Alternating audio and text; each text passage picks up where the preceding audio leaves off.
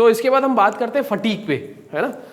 Fatigue कभी कभार question आ जाता है, तो आपको पता होना चाहिए, एक दो चीजें पता होनी चाहिए फटीक के बारे में। ये लास्ट है ना, नंबर बताओ तो। 11? बस 11 ही कैसे यार, 11 ज्यादा होना चाहिए। हाँ हाँ ठीक ठीक। फटीक, फटीक क्या चीज है यार? फटीक फेलियर रहता है, क्या है? किसी भी मटेरियल में फटीक फेलियर आ रहा है, दैट मीन्स क्या है? मटेरियल है उसमें फटीक फेलियर आता है।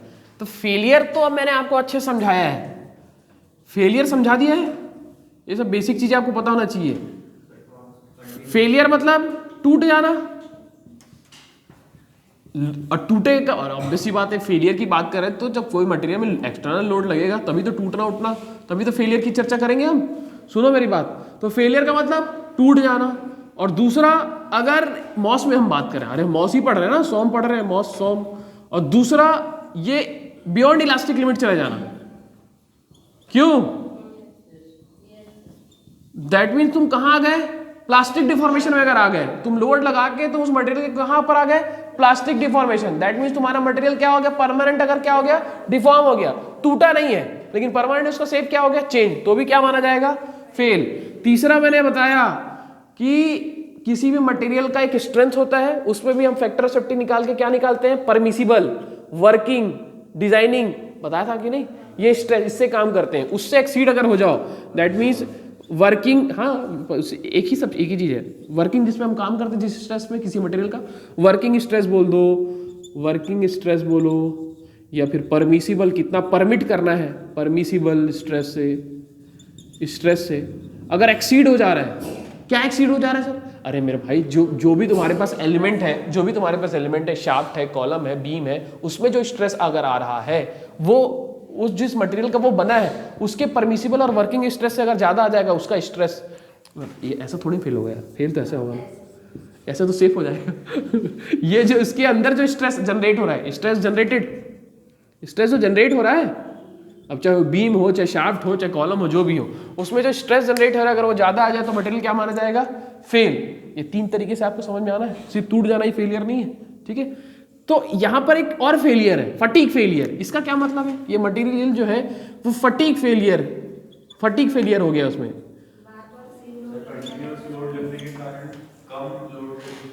बस यही है, सरल शब्दों में यही समझना है। क्या? समझिए बात को, ये मटेरियल है, तो ये मगर मटेरियल है तो हर एक मटेरियल का अपना एक स्ट्रेंथ होता है ना। अब वो डक्टाइल मटेरियल है तो हम उसको इल्ड स्ट्रेंथ पे, इल्ड पॉइंट पे जो स्ट्रेस है वो उसका स्ट्रेंथ बना लेते हैं। अगर ये ब्रिटल है तो अल्टीमेट पॉइंट पे जितना स्ट्रेस है उसका स्ट्रेंथ बता देते हैं।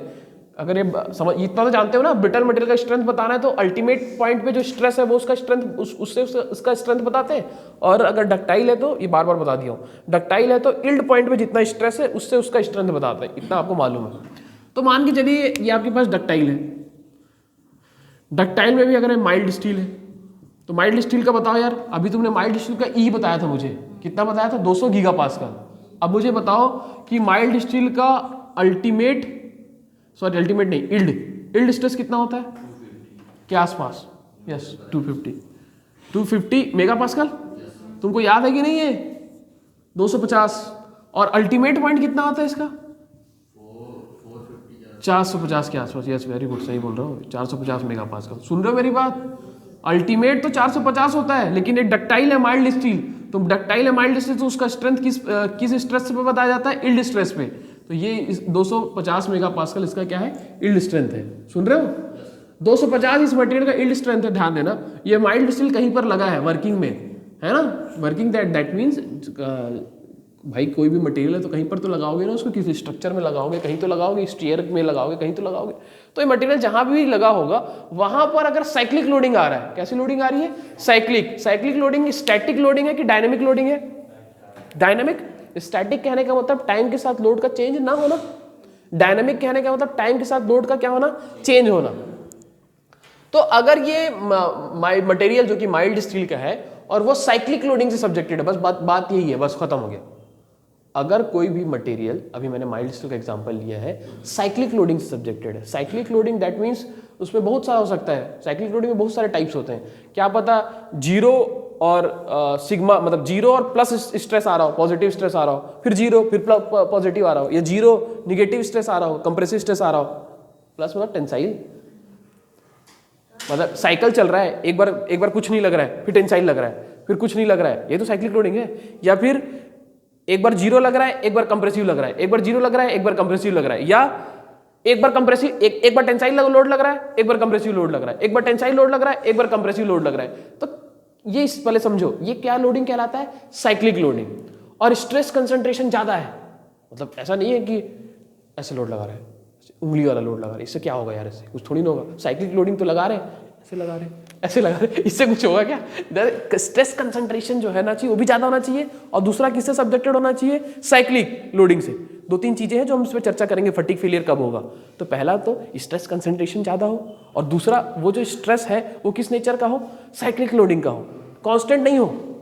कैसे खड़ा कर दिया ये मटेरियल माइल्ड से, मैं इस पर खड़ा हो गया 2-3 साल तक खड़ा हो, तब फटीग फेलियर नहीं होगा उस पर। साइक्लिक लोडिंग, समझ रहे? तो 2-3 टर्म समझिए, एक तो स्ट्रेस कंसंट्रेशन ज्यादा हो, स्ट्रेस की मैग्नीट्यूड ज्यादा हो, और दूसरा साइक्लिक लोडिंग पे से सब्जेक्टेड हो मटेरियल। तो इससे होगा क्या? इसका स्ट्रेंथ 250 मेगा पास्कल था, दैट मींस 251 के बाद हम उसको क्या मानेंगे? फेलियर मानेंगे। 251 अगर स्ट्रेस जनरेट हो जाए तो वो मटेरियल फेल होगा। लेकिन अगर ये साइक्लिक लोडिंग से सब्जेक्टेड होगा, ध्यान देना, साइक्लिक लोडिंग से सब्जेक्टेड होगा, तो ये जो ब्रेकिंग स्ट्रेंथ है, अभी ब्रेकिंग स्ट्रेंथ कितना है मान के चलो 250 है, उसके बाद उसको ब्रेकिंग नहीं बोलना चाहिए, फेलियर स्ट्रेंथ इसका, मतलब लिमिट यार इसका 250 के बाद उसको हम क्या मानेंगे? फेलियर मानेंगे। लेकिन अगर वो साइक्लिक लोडिंग से सब्जेक्टेड होगा तो ये जो 250 है उससे कम स्ट्रेंथ में वो क्या हो जाएगा? फेल हो जाएगा। तो जैसे 250 है तो मान के चलिए अब वो 150 मेगा पास्कल के बाद ही क्या हो जा रहा है? वो फेल हो जा रहा है 150 मेगा पास्कल में। तो ध्यान देना, किसी भी मटेरियल का जो स्ट्रेंथ है वो साइक्लिक लोडिंग से के कारण अगर उसका स्ट्रेंथ जो है वो क्या हो जाए? कम हो जाए, तो वो जो फेलियर जो उसके कारण आ रहा है, जो फेलियर, समझ रहे हो कि नहीं मेरी बात को यार? समझे कि नहीं? किसी मटेरियल का स्ट्रेंथ 250 था, लेकिन साइक्लिक लोडिंग लगने के कारण उसका स्ट्रेंथ क्या हो जाए? कम हो जाए। तो स्ट्रेंथ कम हो जा रहा है, मान के चलो उसका स्ट्रेंथ 150 हो जा रहा है, मतलब 151 लोड अगर 151 का लोड अगर लग जाए तो मटेरियल क्या हो जाएगा? फेल हो जाएगा। लेकिन पहले उसका स्ट्रेंथ कितना था? ओरिजिनल स्ट्रेंथ 250 था, अब 151 में ही क्या हो जा रहा है? वो ब्रेक हो जा रहा है। तो ये जो फेलियर है वो फेलियर क्या कहलाता है? Fatigue failure. तो सीट में कहाँ पर है फटीग फेलियर? क्वेश्चन देखो, सीट में कहाँ पर है कहीं पर? तुम सीट को देखते रहे करो यार, सीट में कौन सी चीजें कहां पर है, मतलब एक बार सीट को 4-5 बार पढ़ लो। नहीं है सीट यहां 1.31। देखो, consider the following factors those associated with fatigue failure would include. क्या क्या हो सकता है बताओ? फटीग फेलियर में क्या क्या हो सकता है? Large number of loading cycle, और large variation in stress and large stress concentration, तीनों होना चाहिए। ठीक है, तो फटीग फेलियर में आप ये लिखेंगे। ये अब ये जो क्वेश्चन है ना, ये जो क्वेश्चन है, ये जो 3 चीजें हैं वो आप फटीग फेलियर में लिख लें कि फटीग फेलियर तब होगा जब large number of loading cycle होंगे, जब लार्ज वेरिएशन इन स्ट्रेस होगा, जब लार्ज स्ट्रेस कंसंट्रेशन होगा। सुन रहे मेरी बात कि नोट्स में कैसे अपडेट करना है नोट्स को? जब भी ऐसा क्वेश्चन आ गया तो इस 3 चीज को आप लिख लें कि फटीग फेलियर कब होगा? जब large number of loading cycle होगा, जब लार्ज वेरिएशन इन स्ट्रेस होगा, जब लार्ज स्ट्रेस कंसंट्रेशन होगा, तो फटीग फेलियर होगा। सही बात है ना? तो अगर आपका कोई मटेरियल साइक्लिक लोडिंग से सब्जेक्टेड है तो जितना उसका ब्रेकिंग स्ट्रेंथ है उससे कम स्ट्रेस पे मटेरियल फेल हो जाता है, इसी फेलियर को फटीग फेलियर बोला जाता है, और कुछ भी नहीं, और कुछ भी नहीं। तो ये आप 3 चीजें जो है वो नोट डाउन कर लें फटीग फेलियर से रिलेटेड। बाकी ये तो मैंने आपको ऐसे समझा दिया।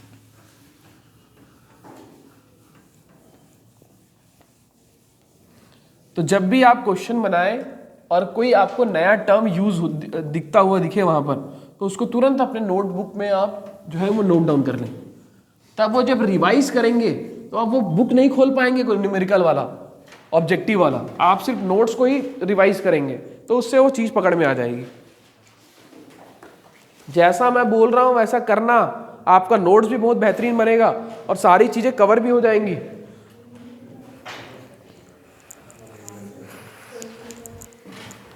हाँ,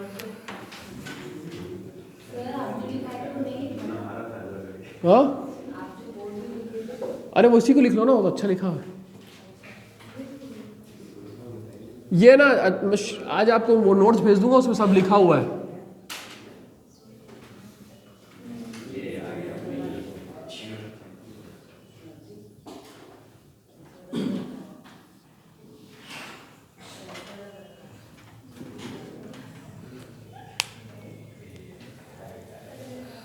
चलिए जल्दी लिखिए, उसके बाद नए टॉपिक पे चर्चा करते हैं।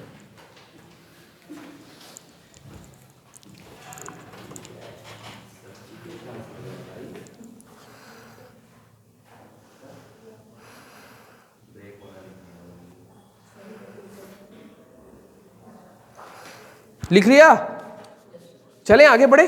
Please right on main heading stress strain diagram for various material.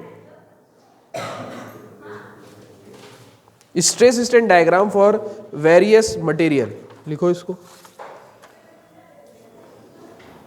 Stress strain diagram for various material, अलग अलग मटेरियल के लिए स्ट्रेस स्ट्रेन डायग्राम एग्जाम में पूछ लेता है, उस पर चर्चा करेंगे, ध्यान देना। चलें जी प्रसून जी, इधर देखिए आप। सबसे पहले हम बात करने जा रहे हैं डक्टाइल मटेरियल पे। डक्टाइल मटेरियल में भी स्पेसिफाइड है माइल्ड स्टील। कम से कम 5-7 चीजें जो एग्जाम में पूछी गई हम चर्चा करेंगे इसमें, इसी डायग्राम से 5-6-7 चीजें पूछी गई, ठीक है। बस इतना लिख के छोड़ दें और आप इधर देखें प्लीज, इधर आपका कंसंट्रेशन हो प्लीज, इधर देखिए। देख रहे हैं आप इधर? इधर आइए। क्या बनाना है हमको? स्ट्रेस और स्ट्रेन डायग्राम अलग अलग मटेरियल का, जैसे linear elastic material, perfect plastic material, जैसे कि डक्टाइल मटेरियल, जैसे कि ब्रिटल मटेरियल। उसमें सबसे पहले हम किसका बनाने जा रहे हैं? माइल्ड स्टील का। माइल्ड स्टील क्या है? डक्टाइल है। कॉपर क्या है? एल्यूमिनियम क्या है? डक्टाइल है। दोनों में मेजर डिफरेंस क्या है? कॉपर और माइल्ड स्टील में ना, मेजर डिफरेंस क्या है? एकदम बेसिक लेवल पे, माइल्ड स्टील जो है फेरस है, आयरन है उसमें, और ये नॉन फेरस है। कॉपर और एल्यूमिनियम क्या है? Non ferrous. नॉन फेरस कहने का मतलब आयरन नहीं है ना? हाँ ना। स्टील कैसे बनता है? आयरन और कार्बन से, है ना? हाँ, उसमें अलग अलग बात है, और एलॉय मिलाए जाते हैं, मैग्नीशियम मिलाया जाता है, निकिल मिलाया जाता है ना? वो स्ट्रेंथ वगैरह यस, बहुत सारी चीज़ें हैं कि बहुत सारी चीज़ें हैं। आप उसके हार्डनेस को इंक्रीज कर रहे हैं, कोबाल्ट मिला रहे हैं आप, है ना? अलग अलग चीज़ें हैं, मॉलिब्डेनम भी मिलाते हैं, अलग अलग चीज़ें मिलाते हैं, बहुत सारी। एक चीज़ें थोड़ी मिलाते हैं स्टील में, उस पर हम चर्चा नहीं कर रहे, उस पर ध्यान देना। सुनो, स्ट्रेस स्ट्रेन डायग्राम बनाना है बहुत सारे मटेरियल का। सबसे पहले हम लोगों ने डक्टाइल मटेरियल लिया है। डक्टाइल मटेरियल में भी किसको लिया है? माइल्ड स्टील को। ये इसलिए देखा जाता है मिस्टर संकित, इधर देखो, ये इसलिए देखा जाता है कि क्योंकि इसमें नंबर ऑफ पॉइंट, जाओ कहीं जाने चाहते, नंबर ऑफ इसमें पॉइंट्स मिलते हैं। क्या पॉइंट मिलते हैं मतलब? कहने का मतलब यील्डिंग जो पॉइंट है, 2 यील्ड पॉइंट मिलते हैं, है ना? इसीलिए इसको एग्जाम में पूछा जाता है और इसलिए इसको पढ़ा जाता है। 2 यील्ड पॉइंट मिलता है, इसको हम समझते हैं, ध्यान देना। ये जो स्ट्रेस स्ट्रेन डायग्राम हम बना रहे हैं, ध्यान देना, सुनना मेरी बात, अभी लिखो नहीं ना यार प्लीज, पहले इसको पूरा समझ लो। ये जो स्ट्रेस स्ट्रेन डायग्राम है वो हम बना रहे हैं, ध्यान देना। और वो कैसे बनाया, कैसे गया है, ध्यान देना।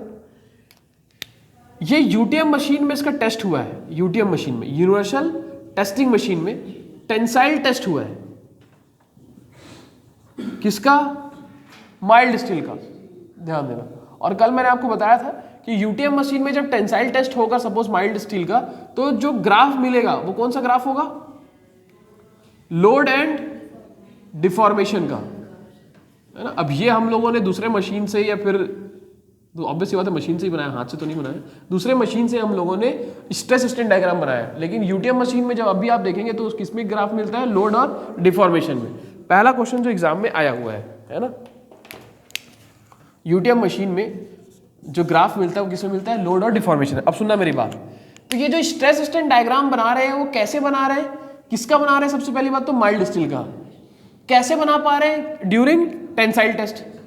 सुन रहे हैं? During tensile test. तो इधर ध्यान देना, आपके यूटीएम मशीन में जॉ होता है, पकड़ने कैसे करके, इधर ऐसे, इधर पकड़ने का रहता है, इधर पकड़ने का रहता है, बीच में आपका स्पेसिमेन फंसा होता है। वो स्पेसिमेन दिखता कैसे है उसको देखो, जैसे इस पे हमको टेस्ट करना है, इतने लेंथ पे ध्यान देना, वो कुछ इस तरीके बना होता है लाइक दिस। ये यहाँ तक मशीन में फंस जाता है, यहाँ तक, और इस लेंथ पे हम चर्चा करते हैं, इस लेंथ को हम देखते हैं कितना एलोंगेशन हुआ। इस लेंथ को जिस पे हम स्टडी करते हैं इसको क्या बोलते हैं? Gauge length. Yes, very good. जब आप न्यूमेरिकल बनाएंगे कभी तो वहाँ पर गेज लेंथ लिखा आता है, तो गेज लेंथ मतलब जिसका हमको स्टडी करना है, ठीक है। ये मशीन में फंस जाएगा यहाँ तक, बस यही दिखता है, जो जितना दिखता है ना मशीन में फंसने के बाद उसी को गेज लेंथ बोलते हैं, ठीक है जी। अब ध्यान देना, ये जो टेस्ट हो रहा है टेंसाइल टेस्ट, वो यूटीएम मशीन में हो रहा है। तो ये जो माइल्ड स्टील है, ये जो माइल्ड स्टील है, MS धोनी है ना ये जो माइल्ड स्टील है इसमें लोड कौन सा लग रहा है शुभम? हाँ, टेंसाइल तो है। यस, वेरी गुड, टेंसाइल तो है, लेकिन कैसा लोडिंग है टेंसाइल में भी? ग्रेजुअल लोडिंग है। तो टेंसाइल लोड है तो ऐसा नहीं ना एक ही लोडिंग लग रहा है बस कि 100 न्यूटन का एक ही टेंसाइल लोड लग दिया, ऐसा नहीं है। 1 न्यूटन से हम इसको बढ़ा रहे हैं। 1 न्यूटन मैंने ऐसे समझा दिया आपको, है ना, वो जहाँ से भी स्टार्ट करते हो हम ऐसा मान लेते हैं कि 1 न्यूटन से हम स्टार्ट करें, ध्यान देना। और कब तक इस पर लोड लगा रहे हैं? ब्रेक ना हो जाए। और ये कब तक होगा? 2-3 साल लगेगा इसको ब्रेक करने में, कुछ सेकंड्स में हो जाएगा, कुछ मिनट में हो जाएगा, ये चीज़ ध्यान देना। तो लोड स्टार्ट करने से और ब्रेक होने तक क्या क्या उसके अंदर दिखा है, उस मटेरियल के अंदर, उस पर हम चर्चा करने वाले हैं और वहीं से क्वेश्चन आता है, ठीक है जी। पहले आप समझिए कि स्ट्रेस स्ट्रेन डायग्राम जो माइल्ड स्टील का बना रहे हैं ड्यूरिंग टेंसाइल टेस्ट हमने बनाया है, ठीक है जी। अब उसको समझते हैं और अच्छे से। मान लेते हैं कि 1 न्यूटन से हम लोग ये रेंज हम मान लेते हैं, ऐसा होता नहीं, हम ऐसा मान लेते हैं हमारी अंडरस्टैंडिंग बनाने के लिए। 1 न्यूटन से लोड लगाया और कोई भी लोड ले लो, कितना ले लो? कहाँ पर टूटा? 200 ज़्यादा हो जाएगा, कम ले लो, 100 से कम ही ले लो, 90 न्यूटन ही ले लेता हूँ। 90 न्यूटन में क्या हो गया जी? ये ब्रेक हो गया, दैट मीन्स रैप्चर आ गया, दैट मीन्स वो फेल हो गया है। 1 न्यूटन से लोड चालू हुआ है, 90 न्यूटन तक गया है और ये लोड धीरे धीरे इंक्रीज हुआ है और इसका नेचर टेंसाइल नेचर है। एक एक बात को पकड़िएगा, ठीक है जी। अब मशीन हम चालू करेंगे, स्विच ऑन कर दें, स्विच ऑन करते हैं। स्विच जैसे ही ऑन करेंगे 1 न्यूटन का लोड लगना चालू होगा और ये लोड एक के रेशियो में बढ़ाते हैं, that means 1 Newton, 2 Newton, 3 Newton ऐसे ही बढ़ाते हैं, ठीक है जी। बढ़ाएं, ध्यान दें। हम जो बनाने जा रहे हैं ग्राफ, वो बनाने जा रहे हैं स्ट्रेस और स्ट्रेन। बॉडी में स्ट्रेन कब आता है? बॉडी में स्ट्रेन कब आता है? ये बॉडी स्पेसिमेन, इसी को स्पेसिमेन बोलते हैं, जिसमें टेस्टिंग करते हैं उसको क्या बोलते हैं? स्पेसिमेन। लेंथ को गेज लेंथ बोलते हैं। ये टर्मिनोलॉजी आपके पकड़ में रहे, ठीक है ना, क्वेश्चन में ये यूज होता है। स्पेसिमेन जो यूज हो रहा है वो ये है, तो स्पेसिमेन जिसका हम टेस्टिंग कर रहे हैं इस कॉल्ड स्पेसिमेन, है ना। तो माइल्ड स्टील का स्पेसिमेन है हमारे पास, ठीक है। तो एक टुकड़े को ही तो टेस्ट किया जाता है ना, ध्यान देना। स्ट्रेन कब आता है? क्या पूछ रहा था? जब बॉडी में लोड लगता है और बॉडी क्या होता है? डिफॉर्म होता है, और जो उसका ओरिजिनल लेंथ उससे थोड़ा भी अगर बढ़ेगा तो बॉडी में क्या हम मानते हैं? स्ट्रेन आ रहा है। स्ट्रेस कब आता है? जब बॉडी डिफॉर्म होता है तो क्या आने लग जाता है? स्ट्रेस। ये हम लाते हैं, ये कौन देता है? मटेरियल। ये आता है, ये हम लेके आते हैं ना लोड के कारण, और ये मटेरियल रजिस्ट करता है, मतलब मटेरियल के कारण आता है, मटेरियल के मॉलिक्यूल्स के कारण आता है। ये क्या चीज है? क्या है ये? हाँ, resisting force, internal resisting force, ठीक है। अब समझिए मेरी बात, चालू करें। मशीन चालू हुआ, 1 न्यूटन से चालू हो रहा है, संगीत सोना नहीं यार तुम। 1 न्यूटन से चालू किया अपन, बढ़ा रहे हैं धीरे धीरे, ध्यान देना। 1 न्यूटन से हम बढ़ाते जा रहे हैं, लोड बढ़ाते जा रहे हैं। तो हमने ये देखा, मैंने नहीं देखा, ये एक्सपेरिमेंट हो चुका है, हम बस पढ़ रहे हैं, ठीक है। हमने ये देखा कि एक सर्टेन लोड तक जो ग्राफ मिल रहा है स्ट्रेस और स्ट्रेन में, वो कैसा मिल रहा है? लीनियर। तुम यहाँ पर खड़े हो, दैट मीन्स तुमने कोई लोड नहीं लगाया है, कोई डिफॉर्मेशन नहीं है, कोई स्ट्रेन नहीं है, तो मटेरियल भी क्यों काउंटर अटैक करे? मटेरियल भी रेजिस्टिंग फोर्स डेवलप नहीं कर रहे, यहाँ 0 है। जैसे ही तुमने डिफॉर्मेशन देना चालू किया, मटेरियल भी क्या कर रहा है? रेजिस्टिंग फोर्स ऑफर कर रहा है। ऑब्वियस ही बात है, वो चाहता है कि मैं डिफॉर्म ना हो, लेकिन आप डिफॉर्म करना चाह रहे हैं, तो जिस रेट से डिफॉर्मेशन आप करना चाह रहे हैं उसी रेट से मटेरियल भी क्या कर रहा है? रेजिस्टिंग फोर्स ऑफर कर रहा है। कोई दिक्कत नहीं बोल रहा है वो। आप जिस रेट से डिफॉर्मेशन देना चाह रहे हैं उसी रेट से ये भी क्या कर रहा है? Resisting force. मतलब उसको कोई दिक्कत नहीं है, वो बोल रहे हैं ये सब छोटे गुंडे हैं।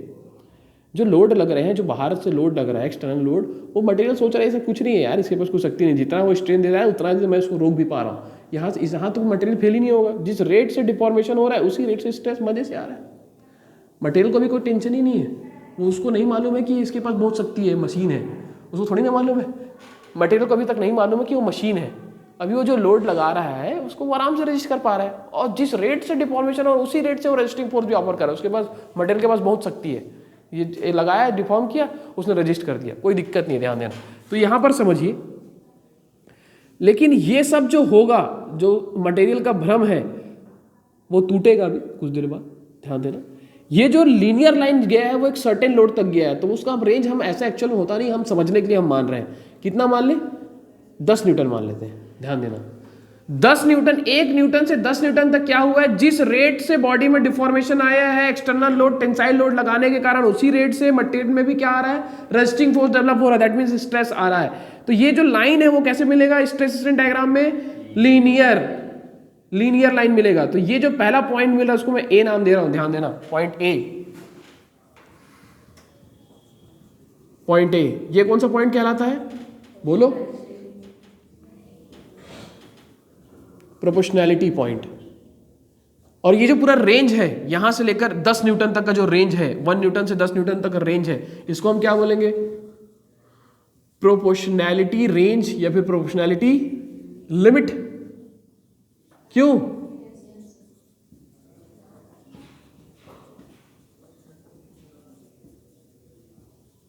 तो नाम से तो क्लियर है, प्रोपोर्शनल है। क्या प्रोपोर्शनल है? तो भैया आप लोड जब लगा रहे हो तो बॉडी में तुम डिफॉर्मेशन लेके आ रहे हो, deformation per unit length is called strain. तो अगर तुम स्ट्रेन ला रहे हो तो मटेरियल भी रेजिस्टिंग फोर्स ऑफर करेगा, internal resisting force, that means stress. Proportional है दोनों, सही बात है। Strain is directly proportional to stress, या फिर स्ट्रेस डायरेक्टली प्रोपोर्शनल टू क्या बोल दो, स्ट्रेन। और यही कौन सा लॉ है, इसको किसने बताया? Hooke's law. यही क्या है? हुक्स ने बताया कि stress is directly proportional to strain. ठीक है, यहां पर ये जो स्ट्रेस है वो डायरेक्ट स्ट्रेस है और स्ट्रेन क्या है? डायरेक्ट स्ट्रेन है। तो शियर स्ट्रेस भी अगर आ जाए वहां पर तो शियर स्ट्रेस डायरेक्टली क्या हो जाएगा? शियर स्ट्रेन के प्रोपोर्शनल हो जाएगा। क्यों? तो ये आपके पास हुक्स लॉ हो गया। तो एग्जाम में अगर क्वेश्चन पूछे कि हुक्स लॉ कहां तक वैलिड है तो तुम क्या बोलोगे?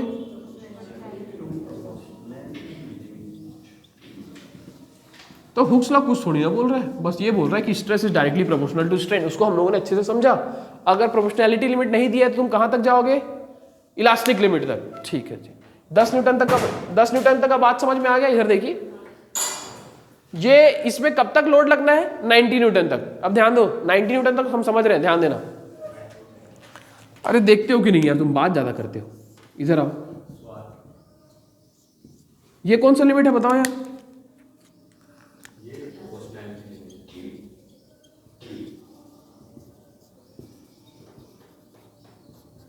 ठीक है, लोड अभी बढ़ाना है कि सुबह रुक जाए? बढ़ाना है। 10 से हम और बढ़ा रहे हैं। अब समझिए, 10 से जब हम और बढ़ाएं तो इस ग्राफ में थोड़ा सा चेंजेस आया है, कर्वेचर मिला है इस ग्राफ में, थोड़ा सा कर्वेचर मिला। ए बी पॉइंट, ध्यान देना। तो पॉइंट ए था ये पॉइंट बी पे हम चर्चा कर रहे हैं। Point B is called elastic. थोड़ा सा कर्वेचर होता है और ये डिस्टेंस बहुत कम होता है, पास में ही होता है, कहने का मतलब। So point B is called elastic point. Elastic point है पॉइंट बी, और पॉइंट बी तक जो रेंज आएगा, सपोज ये हम लोड मान लेते हैं, 10 न्यूटन तक था, ये हम बहुत पास मान लेते हैं। कितना लोड बढ़ा दिया? सपोज 12 न्यूटन, सपोज हम मान लेते हैं। एक्चुअल होता है सर, एक्चुअल ये रेंज नहीं है फोर्सेस का, मैं ऐसे ही आपको समझाने के लिए बना रहा, ध्यान देना। इलास्टिक पॉइंट दैट मीन्स यहाँ पर जो रेंज रहेगा इसको क्या बोलेंगे? इलास्टिक रेंज या फिर इलास्टिक लिमिट। सुन रहे मेरी बात? इधर देखो, दैट मीन्स 1 न्यूटन से 12 न्यूटन तक ये ऐसा होगा, ध्यान देना। 1 न्यूटन से मतलब 0 से तुम 12 न्यूटन तक तुम चलोगे ऐसे, ये यहां तक क्या मिलेगा तुमको? इलास्टिक रेंज मिलेगा, या फिर इलास्टिक क्या मिलेगा? Limit. Elastic limit, elastic limit है, दैट मीन्स सुबह क्या होगा? 12 न्यूटन तक क्या होगा? अभी संकेत आराम से लिखना यार, क्या होगा 12 न्यूटन तक? हाँ, यानी कि 1 न्यूटन से 12 न्यूटन के बीच में कोई भी लोड अगर लग रहा है और बॉडी में अगर थोड़ा भी डिफॉर्मेशन आया है तो लोड को रिमूव करोगे तो अपने ओरिजिनल शेप को क्या कर लेगा, रिगेन कर लेगा। इतनी बात ये मैं बता भी चुका था और बार बार बता रहा हूँ, ध्यान देना। 12 न्यूटन, अब लोड और बढ़ा रहे हैं हम, ध्यान देना। अब ग्राफ में कैसे कैसे चेंजेस आते जा रहे हैं उसको समझना। अभी भी आप देखिए कि आप जब डिफॉर्मेशन एक्स एक्सिस में आप बढ़ते जा रहे हैं, ये ग्राफ एक्स एक्सिस में बढ़ रहा कि नहीं बढ़ रहा, बढ़ रहा, और Y axis that mean resisting force भी बढ़ते जा रहा। अब आप देखिए सी पॉइंट यहां पर आ रहा है, डी पॉइंट,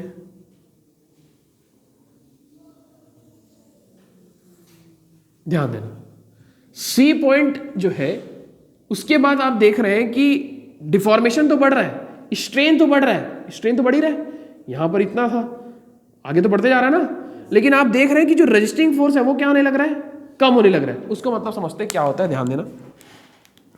पॉइंट सी, ध्यान देना, पॉइंट बी के बाद पॉइंट सी, पॉइंट सी क्या कहलाता है, हाँ अपर यील्ड पॉइंट। दो यहां पर यील्ड पॉइंट मिलते हैं, अपर यील्ड पॉइंट। तो यहां पर पहले आराम से आप देखिए यहां पर हो क्या रहा है, डिफॉर्मेशन तो बढ़ रहा है लेकिन जो रजिस्टिंग फोर्स है वो क्या होने लग रहा है, कम। जो स्ट्रेस है वो क्या हो रहा है, नीचे गिर रहा है, ध्यान देना। इसलिए एग्जाम में यहां पर क्वेश्चन पूछा जाता है, ध्यान देना। क्या क्वेश्चन पूछा जाता है उसको समझिए, ध्यान देना। पहले तो समझिए कि ये जो स्ट्रेस है वो नीचे क्यों गिर रहा है।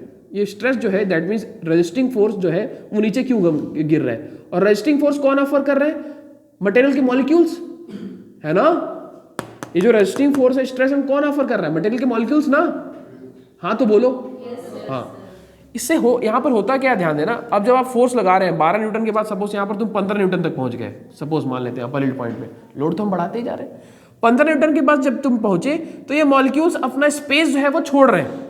बहुत ही नेग्लिजिबल चीजें होती हैं और बहुत कम माइनर समय में होता है बहुत चीजें। ये मॉलिक्यूल्स अपना स्पेस छोड़ रहे हैं, दैट मीन्स इधर उधर जा रहे हैं, रैंडम मोशन करना चाह रहे हैं, इधर उधर इधर उधर। तो जब ये मोशन ही करने लग जा रहे हैं, कोई यहाँ से भिलाई जाना, कोई यहाँ से दुर्ग जाना चाह रहा है, कोई यहाँ से पावर हाउस जाना चाह रहा है, इधर उधर जा रहे हैं स्पेस लोड लगने के कारण।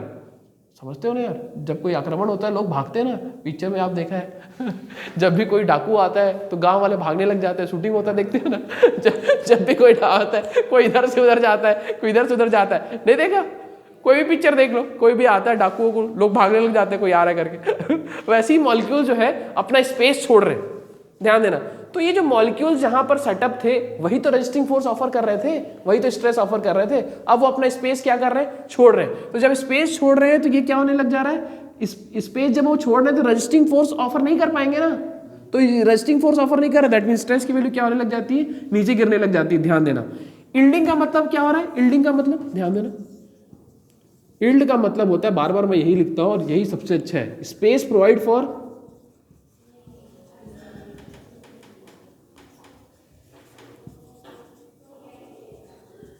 Space provide for deformation. समझना, ध्यान देना। मतलब कि सी पॉइंट के बाद स्पेस दे दिया है मॉलिक्यूल्स ने कि आप आराम से क्या कर लो, डिफॉर्म कर लो। स्पेस दे दिया that means resisting force offer करना बंद कर दिया है, स्पेस दे दिया, आराम से डिफॉर्म कर लो। इसलिए यहां पर क्वेश्चन कैसे बनता है, ध्यान देना। स्ट्रेस स्ट्रेन डायग्राम में कौन सा ऐसा पॉइंट है जहां पर डिफॉर्मेशन रेट मतलब स्ट्रेन रेट, स्ट्रेन का दर वो बहुत तेजी से बढ़ता है इररिस्पेक्टिव ऑफ द लोडिंग। मतलब आप अगर 15 न्यूटन लोड तक पहुंचे हो और लोड को तुम नहीं भी बढ़ा रहे हो, 15 न्यूटन इस पे लगा हुआ है, तो भी तुम आराम से इसको क्या कर सकते हो, डिफॉर्म कर सकते हो। क्यों डिफॉर्म कर सकते हो, क्योंकि मेहनत मेरे को इसलिए लग रहा है इसको खींचने में, इसको तोड़ने में, बिकॉज ये रेजिस्टिंग फोर्स ऑफर कर रहे हैं। अगर रेजिस्टिंग फोर्स ऑफर कम करना बंद कर दे तो इसको आराम से तोड़ सकते हैं। सो 15 न्यूटन के बाद आप देखिए कि ये रेजिस्टिंग फोर्स ही नीचे गिर गया, रेजिस्टिंग फोर्स नहीं कर रहा, तो इसको आप आराम से क्या कर सकते हो, डिफॉर्म कर सकते हो। समझ रहे हो क्या? तो स्ट्रेस स्ट्रेन डायग्राम में जो स्ट्रेन रेट है या फिर डिफॉर्मेशन रेट कहां पर मैक्सिमम होता है, तो आप क्या बोलोगे, यील्डिंग पॉइंट में। या फिर अच्छे से लिखा होगा तो वहां पर क्या लिखा होगा क्वेश्चन में, अपर यील्ड पॉइंट के बाद जो डिफॉर्मेशन रेट है वो बहुत तेजी से बढ़ेगा कि नहीं बढ़ेगा, बढ़ेगा। क्यों बढ़ेगा, समझ में आया क्या? तो यहां जो है डिफॉर्मेशन रेट या फिर इसको मैं बोलूं डिफॉर्मेशन का, जब भी डिफॉर्मेशन आएगा तो बॉडी में क्या आएगा, स्ट्रेन आएगा। स्ट्रेन रेट क्या होता है, इंक्रीज होता है। क्यों इंक्रीज होता है, बिकॉज जो रेजिस्टिंग फोर्स है वो क्या होने लग जाता है, कम। समझ में आया क्या? तो यहाँ पर आपको बॉडी, आप बहुत तेजी से बॉडी को क्या कर सकते हैं, डिफॉर्म कर सकते हैं। ठीक है, उसके बाद समझिए ये डी पॉइंट है, ध्यान देना, डी पॉइंट कहलाता है lower yield point. Point D is called lower yield point. अब सुनना मेरी बात, ये जो लोअर यील्ड पॉइंट है बहुत स्टेबल होता है, इसलिए इसको किस में यूज किया जाता है, डिजाइनिंग में। बार बार बोल रहा था मैं, डिजाइनिंग पॉइंट ऑफ व्यू से। अब सुनो मेरी बात, ये डक्टाइल मटेरियल है, माइल्ड स्टील। अगर मुझे इसका स्ट्रेंथ बताना है, स्ट्रेंथ मतलब स्ट्रेस, तो मैं किससे बताता हूं, लोअर एंड पॉइंट से। लेकिन आप ये देखिए कि इसके पास तो और ज्यादा रेजिस्टिंग एबिलिटी है, इतनी जीरो, ये स्ट्रेस है इतनी ज्यादा है, लेकिन मैं यहां पर लेता हूं। सुन रहे हो क्या मेरी बात, क्यों लेता हूं यहां पर, बताओ क्यों लेता हूं मैं यहां पर, और अच्छे से कोई बताओ भैया। उसकी शक्ति तो रोकने की, उसमें इंटरनल रेजिस्टिंग फोर्स तो इतना ज्यादा है यहां पर, उसके बाद वो फ्रैक्चर होगा यहां कहीं पर। लेकिन मैं यील्ड पॉइंट को ही क्यों लेता हूं, उसका स्ट्रेंथ। हाँ, एक तो सेफ्टी, चलो पहला आंसर आ गया सेफ्टी। और बताओ, यील्ड होने के बाद मटेरियल एक प्रकार से फेल हो जाता है। वो तो थ्योरी हम लोगों ने स्टैब्लिश किया है ना, कि यील्ड के बाद मटेरियल प्लास्टिक स्टेट में आएगा तो मतलब हम उसको फेलियर मानेंगे। और बताओ अच्छा रीजन, एक तो रीजन ठीक लगा मुझे कि सेफ्टी के पर्पज से, कि भैया वो उतना अच्छा नहीं है लेकिन थोड़ा ठीक है, कंसिडरेबल है। आप समझिए बात को, किसी की शक्ति जो है, मान के चलिए स्ट्रेस को हम ऐसे ही मान लेते हैं, यहाँ पर स्ट्रेस निकाल रहे हैं, लोड की हम बात कर रहे हैं, डिवाइड बाई एरिया करेंगे तो स्ट्रेस आ जाएगा। सुनते हो कि नहीं यार मेरी बात, अभी लोड की बात चल रहा है ना, तो जो इसका क्रॉस सेक्शनल एरिया है उसका डिवाइड करोगे तो स्ट्रेस आएगा ना, stress is force upon area. तो मान लो यहाँ पर स्ट्रेस हम कितना मान लें, कुछ भी वैल्यू बता दो, जितना माइल्ड स्टील का जितना होता है उतना ही मान लेते हैं, 250, और ये कितना है 450। तो 450 का रेजिस्टिंग फोर्स है, स्ट्रेस है, लेकिन हम उसको स्ट्रेंथ मानते कितना है, 250। तो एक तो ठीक है चलो कि थोड़ा सेफ्टी ले लेते हैं यार। अगर हम 450 मान लेंगे तो हम लोड लगाना चाहेंगे कम ही लगाते हैं, फैक्टर सेफ्टी हम लेते हैं। 450 स्ट्रेंथ है तो हम 450 का अगर स्ट्रेंथ है तो कभी भी हम ऐसा नहीं करते कि 450 का हम लोड लगा दें, हम उसमें भी क्या लेते हैं, फैक्टर ऑफ सेफ्टी। 450 से कम मानते हैं उसका स्ट्रेंथ, उसके बाद लोड लगाते हैं, ऐसे ही करते हैं। लेकिन कभी भी एडवर्स कंडीशन आ गया तो 450 तक अगर हम पहुंच गए, 450 ऊपर पहुंच गए तो मटेरियल डायरेक्ट क्या हो जाएगा, टूट जाएगा। सोचते हो कि नहीं बात को, इसीलिए उनका थोड़ा सा सही है, अच्छा है, वो भी अच्छा है, कंसिडरेबल है कि 450 ना मान के क्या मानो, 250 मान लो।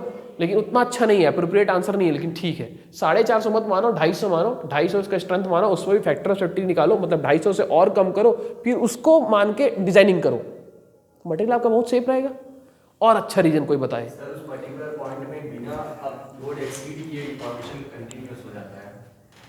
तो हमारे लिए अच्छा है। क्यों, यहाँ कहाँ कंटिन्यूस हो जाता है, ये भाई डिजाइनिंग में इस अपर एंड पॉइंट को डिजाइनिंग में थोड़ी लिया जाता है, कौन किसको लिया जाता है, लोअर एंड पॉइंट को। तो उसके बाद वो कंटीन्यूअस सीधी लाइन बनी है ना, स्ट्रेस कांस्टेंट हो गया है, आपका स्ट्रेन कंटीन्यूअस बढ़ रहा है, डिफॉर्म हो रही है बॉडी कंटीन्यूअस। क्यों लिया जा रहा है डिजाइनिंग में, क्या आंसर बता रहा, फिर से बताओ। मैं क्वेश्चन तो समझ लिया ना कि लोअर एंड पॉइंट को ही डिजाइनिंग में यूज किया जाता है, क्यों। तो इन्होंने भाई साहब ने बताया, एक ठीक लगा कि सेफ्टी रीजन से ले लो भाई, 250 में बोल दो, उसका मैक्सिमम है, 450 मत बोलो, है ना। अब मैं बताता हूँ एक्चुअल रीजन क्या है, समझिए बात को। यहाँ पर आप देखिए लोअर एंड पॉइंट में, यहाँ पर अपर एंड पॉइंट में क्या हुआ है, मॉलिक्यूल्स अपना स्पेस छोड़ दिए हैं। अब जब डाकू आया तो सब इधर उधर भाग गए, अब भागने के बाद किसी और घर में रुक बैठेंगे ना यार, फिर वहाँ से शिवम जैसे हीरो आएगा, बोलेगा नहीं नहीं हम लोग भी बहुत ज़्यादा हैं, डाकू लोग तो बहुत कम है हम दोनों एक बार ट्राई मारते हैं, सब लोग अपना बंदूक निकालेंगे, फिर गोली वोली मारेंगे। वो अलग बात है डाकू लोग सबको मार देंगे वो अलग बात है कि डाकू लोग सबको मार देंगे, लेकिन एक हीरो होता है ना जो मोटिवेट करता है, अरे यार इतने सारे लोग हो, सब अपना जो भी हथियार होती डंडा उंडा सब निकालेंगे, और उसके बाद उस डाकुओं से मतलब लोहा लेंगे, लेकिन वो अलग बात है डाकू लोग सब उसको मार देंगे। तो यहाँ तो यही हो रहा है कि जो डाकू है, दैट मीन जो यूटीएम मशीन का पावर है वो तो ज्यादा है ना यार, मॉलिक्यूल्स कितना भी मोटिवेटेड हो जाए, रोक पाएंगे क्या उसको, नहीं रोक पाएंगे। इधर देखिए पहला रीजन, स्टेबिलिटी, ध्यान देना, डिजाइनिंग पॉइंट ऑफ व्यू से इस स्ट्रेस को यूज किया जाता है, लोअर एंड पॉइंट को। सबसे पहला क्या है, स्टेबिलिटी। क्या स्टेबिलिटी समझ में आया, स्टेबिलिटी मतलब क्या समझिए। यहाँ जो मॉलिक्यूल्स बिखर गए थे, जो गांव के जो इधर उधर भाग रहे थे, वो अब जाके कहीं और छुप गए हैं, यानी कि मॉलिक्यूल्स अब दूसरी जगह ओरिएंटेड हो गए हैं। यहाँ पर लोअर यील्ड पॉइंट पे जो मॉलिक्यूल्स हैं वो न्यू पोजीशन को में ओरिएंटेड हो जाते हैं।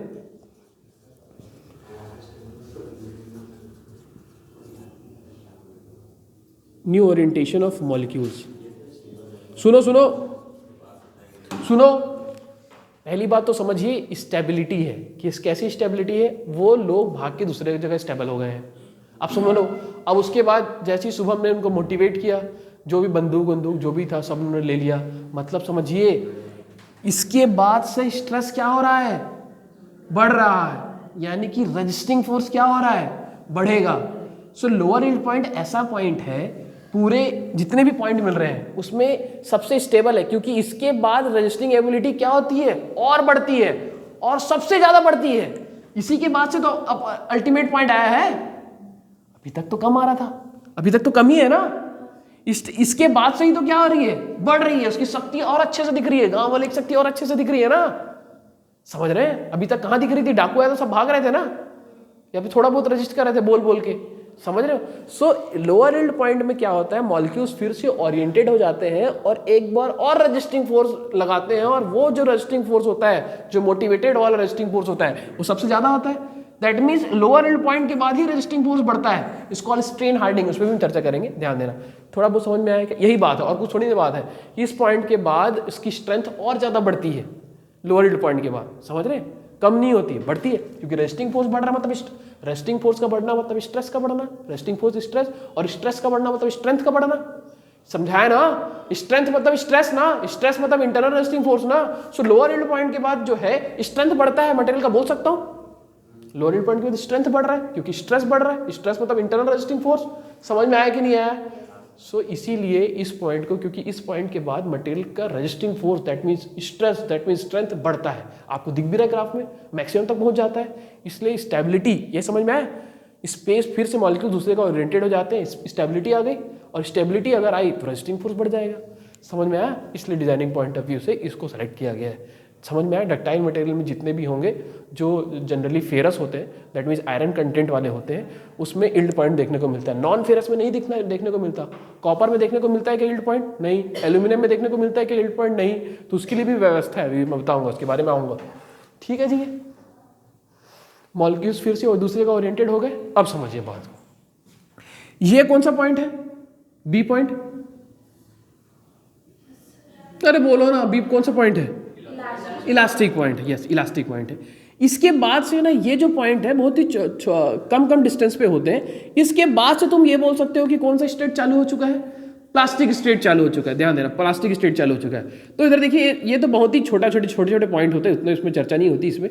यहाँ पर देखिए, D is the lower yield point, ये स्टेबल पॉइंट है। स्टेबल पॉइंट है, इसके बाद ये थोड़ा स्ट्रेट जाता है। स्ट्रेट इसलिए जाता है क्योंकि थोड़े दूर के लिए, थोड़े समय के लिए, क्योंकि कुछ ही सेकंड का तो काम है यार।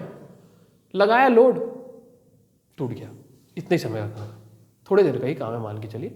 और धीरे धीरे हम लोड इंक्रीज करते हैं। अब वो उसका रेट जो है लोड का 10 न्यूटन से 20 न्यूटन करना है, फिर 30 न्यूटन करना है, कि 40 न्यूटन करना है, कि 1 से 2 करना है, कि 3 करना है, कि 2 से 4 करना है, फिर 6 करना है, कि 5 से 10 करना है, वो अलग चीज है। समझ रहे हो? कि इस ऑर्डर में बढ़ाना है। अब जैसे 1 न्यूटन से फिर 2 न्यूटन, फिर 3 न्यूटन, फिर 90 न्यूटन में समय लगेगा ना। लेकिन 10 न्यूटन बढ़ाया, फिर डायरेक्ट 20 न्यूटन, फिर 30 न्यूटन, फिर 40, ये तो जल्दी पहुंच जाओगे तुम। इसको समझते हो कि नहीं समझते यार? समझते हैं। इधर आओ। सो डी के बाद स्ट्रेट गया है, ध्यान देना, डी के बाद स्ट्रेट गया है। दैट मीन्स क्या स्ट्रेट है? डी के बाद स्ट्रेट है, मतलब क्या कांस्टेंट है? स्ट्रेस। और ऐसा कौन सा मटेरियल है जिसमें लोड लगने के कारण उसका स्ट्रेस चेंज नहीं होता, उसके बाद जितनी शक्ति है वो एक ही बार में दे देता है? वो कौन है?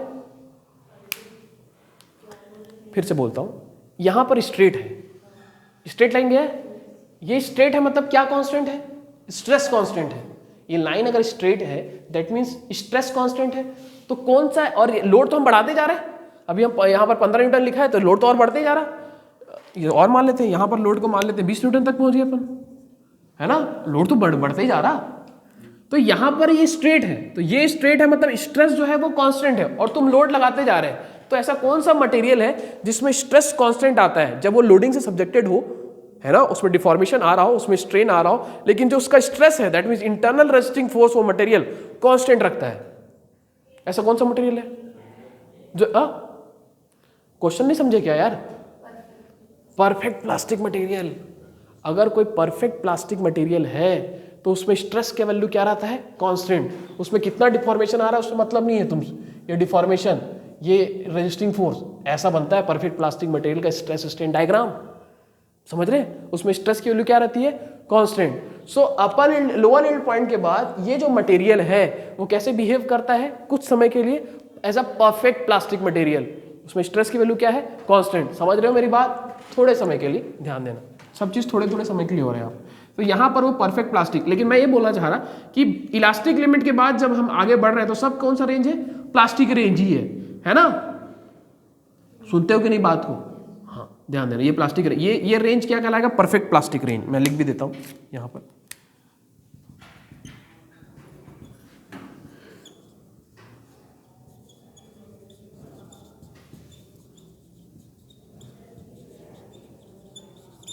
ठीक है जी, अब इधर समझो, यहां पर एक नाम दे दो और ABCDE नाम दे दो। तो ये जो प्लास्टिक रेंज आ रहा है मतलब यहां पर ये E पॉइंट को अगर मैं लिखूं, D के बाद पॉइंट E, थोड़ा सा संभाल लेना इसको। संभाल लोगे कि नहीं संभाल लोगे? नहीं संभालोगे? Point is called plastic point. Plastic point कहने का मतलब समझिए, जैसे कि ऐसे मैं यहां ऐसे बना देता हूं, इलास्टिक पॉइंट जो था ये, इसके बाद से ये जो पूरा है E पॉइंट तक मान लेते हैं, ये E पॉइंट तक, ये क्या है, प्लास्टिक परफेक्ट प्लास्टिक तो ठीक है, प्लास्टिक रेंज बोल दो। प्लास्टिक रेंज कहने का मतलब प्लास्टिक रेंज या फिर प्लास्टिक लिमिट कहने का मतलब, हाँ अरे हाँ ना भाई, वही तो समझा रहा। B is the elastic range या इलास्टिक लिमिट, इलास्टिक पॉइंट। इसके बाद जब तुम लोड लगाओगे, लोड को रिमूव करोगे तो अपने ओरिजिनल शेप पे रिगेन करेगा क्या? नहीं। दैट मीन्स इलास्टिक पॉइंट के बाद कौन सा रेंज आ रहा है, प्लास्टिक रेंज। समझ रहे हो, प्लास्टिक लिमिट आ रहा है। तो यहां पर फिर अब लोड को तुम रिमूव करोगे तो वो वापस नहीं जाएगा, परमानेंट उसमें डिफॉर्मेशन देखने को मिलेगा। यही बात है। अब समझिए, ई के बाद आपको देखो ये स्ट्रेस बढ़ रहा, स्ट्रेस बढ़ रहा मतलब क्या बढ़ रहा, स्ट्रेस बढ़ा, that means internal resting force बढ़ रहा, स्ट्रेस बढ़ रहा, दैट मीन्स उस मटेरियल का, इस मटेरियल का स्ट्रेंथ बढ़ रहा है। ऐसा मैं बोल सकता हूं कि नहीं बोल सकता, आप मुझे बताएं। स्ट्रेस अगर बढ़ रहा, अच्छा जंप ले लिया है, that means internal resting force बढ़ रहा, दैट मीन्स क्या मैं ये बोल सकता हूं कि इस मटेरियल का स्ट्रेंथ बढ़ जा रहा है ई पॉइंट के बाद? हाँ या ना? आप बोले हाँ ना। Is called strain hardening. क्या बोलते हैं इसको? Strain hardening. Is also called work hardening. क्या बोलते हैं इसको? Work hardening. स्ट्रेन हार्डनिंग और वर्क हार्डनिंग एक प्रोसेस है। कैसा प्रोसेस है सर? स्ट्रेंथ, कौन बोला? स्ट्रेंथ इंक्रीज करने का। क्या है? स्ट्रेंथ। और स्ट्रेंथ इंक्रीज कैसे कर पाएंगे? नहीं वो तो ठीक है। हाँ सुनो, स्ट्रेन हार्डनिंग, जिसको दूसरा नाम क्या है, वर्क हार्डनिंग, एक क्या है, एक प्रोसेस है जिससे मटेरियल का क्या बढ़ाया जाता है, स्ट्रेंथ। स्ट्रेंथ कैसे बढ़ाया जा सकते हैं? नहीं, एक मिनट। स्ट्रेंथ क्या है? मैकेनिकल प्रॉपर्टी किसी मटेरियल की है ना। तो किसी प्रॉपर्टी को अगर चेंज करना है तो कैसे चेंज कर सकते हैं? किसी मटेरियल की प्रॉपर्टी को चेंज करना है तो किसी भी मटेरियल की प्रॉपर्टी, इतनी सारी प्रॉपर्टी बता दिया ना, 11-12 प्रॉपर्टी, उसको अगर चेंज करना है, घटाना है या बढ़ाना है, हमारी रिक्वायरमेंट कहीं पर होती है, हमको डक्टाइल चाहिए होता है, कहीं पर ब्रिटल चाहिए होता है, कहीं पर हमको कम डक्टाइल चाहिए होता है, कहीं पर ज़्यादा डक्टाइल चाहिए होता है, ऐसी चाहिए होता है ना। कहीं पर मुझे स्ट्रेंथ भी कैसा भी होता है, कहीं पर मुझे स्ट्रेंथ कम चाहिए होता है, कहीं पर ज़्यादा चाहिए होता है। तो ये सब चेंज कैसे कर सकते हैं मटेरियल का, बढ़ा घटा कैसे सकते हैं?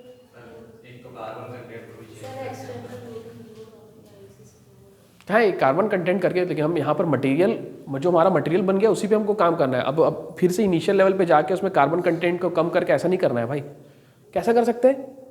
कल तो बताया था कि जितनी भी प्रॉपर्टीज हैं वो सब किस पे डिपेंड करती है मटेरियल की, क्रिस्टल स्ट्रक्चर पे। क्रिस्टल स्ट्रक्चर को डिफॉर्म करोगे, तोड़ोगे, मरोड़ोगे तो मटेरियल क्या की प्रॉपर्टी क्या होगी, चेंज होगी। मतलब और उस क्रिस्टल स्ट्रक्चर को चेंज करने के लिए लोडिंग कहाँ पर, लोडिंग कैसे करना पड़ेगा, परमानेंट डिफॉर्म करना पड़ेगा।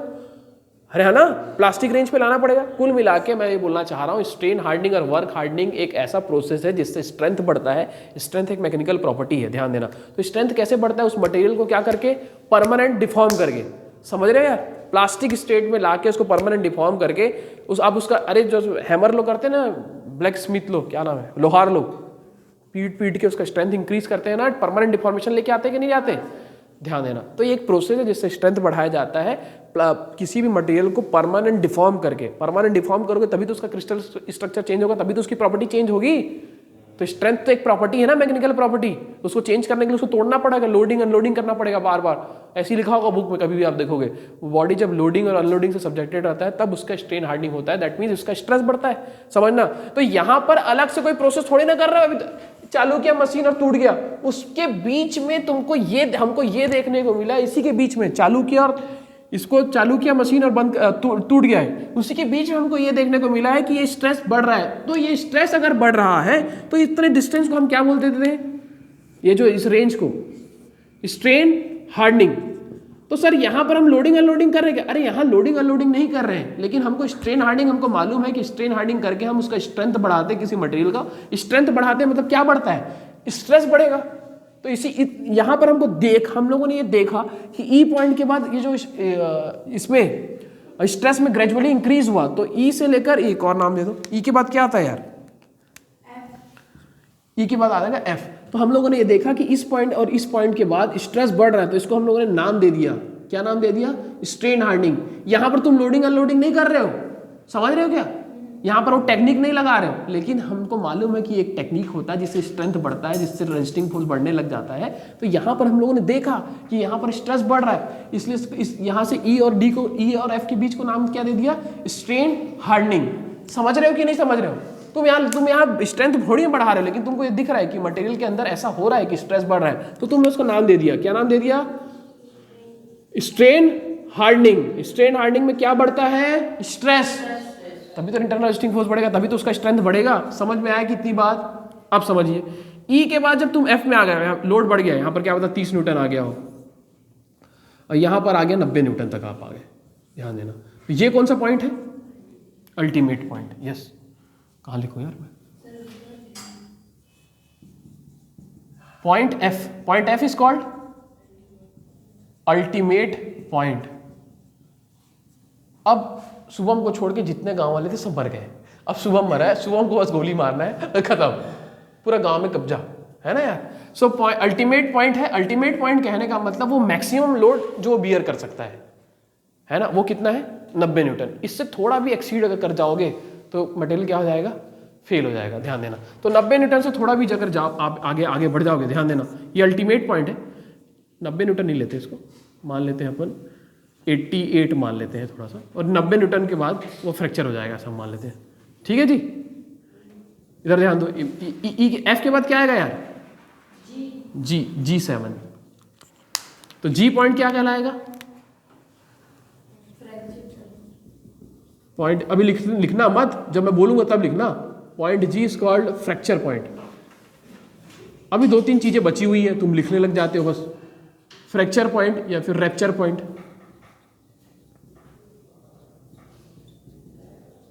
अभी क्वेश्चन पूछूंगा, नहीं बताओगे, इधर आओ। एग्जाम में क्वेश्चन में पूछता है कि नेकिंग कहां पर आता है? नेकिंग। नेकिंग कहने का मतलब है जब हम लोड लगा रहे हैं ना, तो उसका शेप कुछ इस तरीके से चेंज हो जाएगा, लाइक दिस,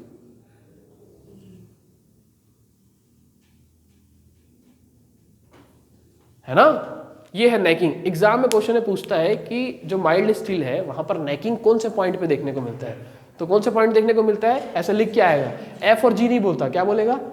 अल्टीमेट पॉइंट और फ्रैक्चर पॉइंट के बीच क्या देखने को मिलता है? नेकिंग। तो आपको याद रखना पड़ेगा कि यहां पर क्या देखने को मिलता है? नेकिंग।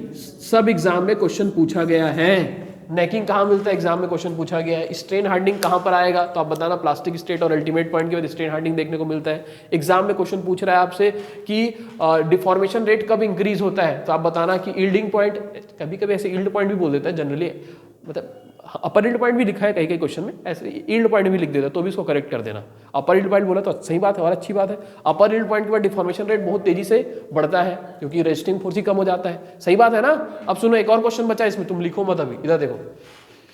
तो ये जो स्ट्रेस स्ट्रेन डायग्राम हमने बनाया शुभम जी, माइल्ड स्टील का बनाया, जब माइल्ड स्टील जो है वो टेंसाइल लोडिंग से सब्जेक्टेड था, जब हम टेस्टिंग कर रहे थे उसका टेंसाइल टेस्ट कर रहे थे यूटीएम मशीन में।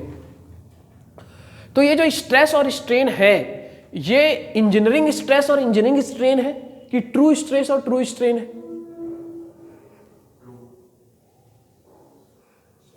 ये जो डायग्राम बना है स्ट्रेस और, कल मैंने बताया था, कल नहीं बताया था जब पहली क्लास थी तब बताया था कि ट्रू स्ट्रेस होता है और एक इंजीनियरिंग स्ट्रेस होता है, बताया था कि नहीं भाई साहब? तो ये जो डायग्राम है वो ट्रू स्ट्रेस का है कि इंजीनियरिंग स्ट्रेस का है? हाँ किसका है? इंजीनियरिंग, क्योंकि यहां से क्वेश्चन आएगा ना अभी, ध्यान बताओ किसका है ये? इंजीनियरिंग स्ट्रेस मतलब तो पता है, इंजीनियरिंग स्ट्रेस कहने का मतलब नहीं बताऊंगा मैं अभी बता दूंगा, अभी बता, सुनो मेरी बात। एग्जाम में क्वेश्चन पूछ रहे हैं, क्या क्वेश्चन पूछ रहे हैं पहले बताता हूं। स्ट्रेस स्ट्रेन डायग्राम में माइल्ड स्टील में ट्रू स्ट्रेस का जो ग्राफ है, ट्रू स्ट्रेस का जो ग्राफ है वो, जैसे ध्यान दो यहां पर आप देख रहे हैं कि अल्टीमेट पॉइंट के बाद आपका जो स्ट्रेस है वो क्या हो जा रहा है, नीचे जा रहा है, फ्रैक्चर पॉइंट का डिक्रीज हो रहा है। एग्जाम में क्वेश्चन पूछता है कि जो ट्रू स्ट्रेस है, ये जो है स्ट्रेस स्ट्रेन डायग्राम, ये इंजीनियरिंग स्ट्रेस का हम लोगों ने बनाया है, समझ रहे हो? जो बार है इसमें, ये जो बार लगा था माइल्ड स्टील का, उसका हम लोगों ने इंजीनियरिंग स्ट्रेस और इंजीनियरिंग स्ट्रेन के बीच एक ग्राफ बनाया। एग्जाम में क्या क्वेश्चन पूछ रहा है ध्यान दो, एग्जाम में आया हुआ क्वेश्चन है कि जो ट्रू स्ट्रेस होता है उसका ग्राफ डाउनवर्ड जाता है, जैसे इसका डाउनवर्ड गया इंजीनियरिंग स्ट्रेस का, कि अपवर्ड जाता है, राइट साइड में अपवर्ड जाता है। ऐसा राइट साइड भी टर्म यूज हुआ है एग्जाम में, राइट साइड में है ना, ग्राफ के राइट साइड में अपवर्ड जाता है ना। वो कैसे अपवर्ड जाता है उसको समझिए। पहले तो ये समझिए कि ये जो स्ट्रेस स्ट्रेन डायग्राम आपने बनाया है इस माइल्ड स्टील का, वो इंजीनियरिंग स्ट्रेस और इंजीनियरिंग स्ट्रेन है। अब हम ट्रू स्ट्रेस को अगर देखना चाहें, इस ग्राफ में लाना चाहें, तो उसका ग्राफ ऊपर कैसे जाता है उसको हम समझते हैं। इधर आइए, ऊपर मतलब सर, मतलब यहाँ से अगर उठा लो तो वो कुछ इस तरीके से ऊपर चला जाता है, इधर जाता है।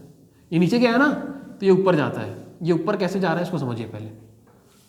तो ये ट्रू स्ट्रेस का ग्राफ है, ध्यान देना। अब बता देता हूँ, अब सुनो, बता चुका हूँ वैसे में। ट्रू स्ट्रेस जिसको हम एक्चुअल स्ट्रेस बोलते हैं वो क्या होता है? इंस्टेंटेनियस फोर्स, अब इंस्टेंटेनियस रेजिस्टिंग फोर्स लिखा था ना,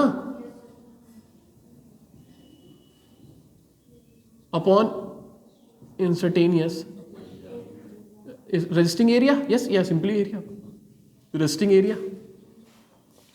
और इंजीनियरिंग स्ट्रेस को क्या लिखा था?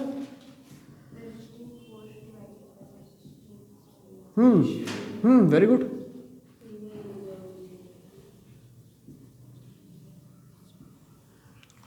समझ रहे? अब समझिए बात को। रेजिस्टिंग एरिया जो यहां पर लेते हैं वो कौन सा लेते हैं?